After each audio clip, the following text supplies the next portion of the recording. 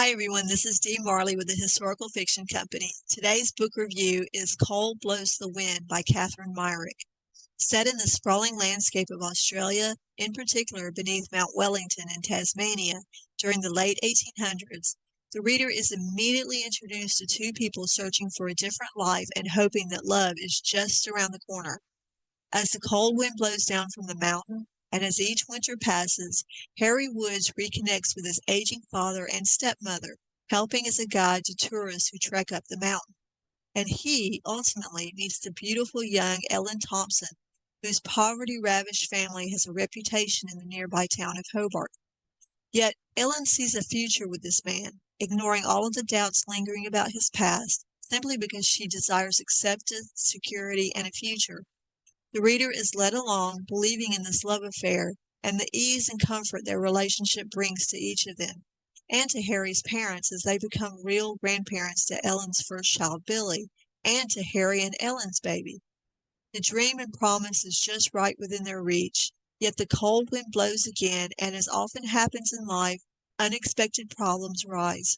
Harry's past comes to Hobart and snatches all of Ellen's hopes, even as she gives birth to Harry's second child. The warmth and comfort that the author delivers in the first half of the book, like layering cozy quilts to shield from the harsh winds and snows blowing down from the mountain, leave the reader quite unprepared for the sudden turn of events for not only Harry, but especially for Ellen. When his secrets are revealed, Ellen emerges as a resilient woman in a time when a woman's place in the wilds of Australia depended much on a man.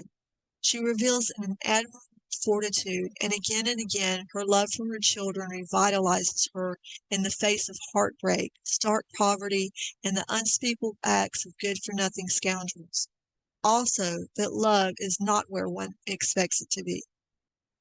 The engaging way in which the author tells the story truly makes the reader sympathetic to Ellen's travails, and with each page turn, you are impelled to discover how her story ends. A very well-told narrative sweeping the reader into the story with an incredibly developed main and secondary characters, and a vivid setting. You can feel the chilling wind not only in the setting, but in the relationships which thread through the novel. One caveat to the accolades is the jarring feeling that this reviewer felt at the stark shift in feelings between the main characters, which is not to say that it wasn't warranted or plausible. It was just, unexpected, which is in itself a reason for any reader to want to learn more about Ellen and Harry's story.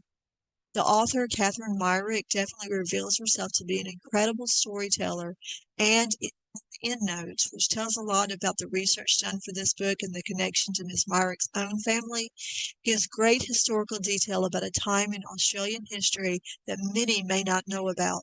This is very well done, and the author is to be commended. Cold Blows the Wind by Catherine Meyrick receives 5 stars and the highly recommended Award of Excellence from the Historical Fiction Company.